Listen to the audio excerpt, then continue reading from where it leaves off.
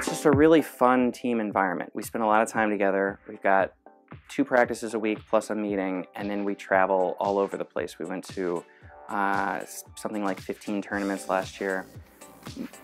The winning and losing aside, I think that the students just really enjoy the environment because it's one where you can really express yourself however you'd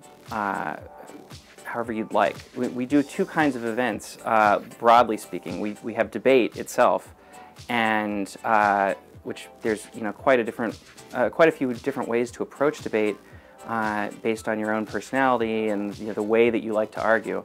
And then there's speaking events, some of which are kind of traditional. You go up and give a speech that you've written, but others are there's some events where it's like you get a topic and then you immediately have to just talk for a couple minutes about it, like if you were at a cocktail party or something. And then there's some events where you're interpreting literature, so you might be reading some poetry or acting out a scene or weaving together a bunch of different kinds of literature to make some kind of point. And there's so many events that we do that nobody does all of them. Or you couldn't physically do all of them. So people pick the kinds of things they like. So we have some people on the team that like to perform, some people on the team that like to argue. Basically everybody, I think, likes to argue.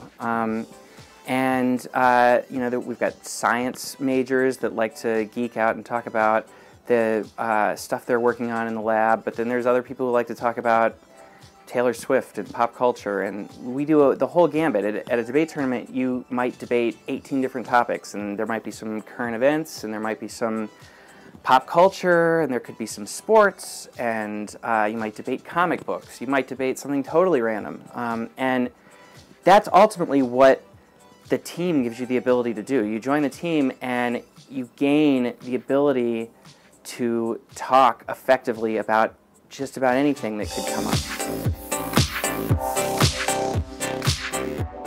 People who join the team end up going into all kinds of different career paths, and each career path has a different set of skills that you need.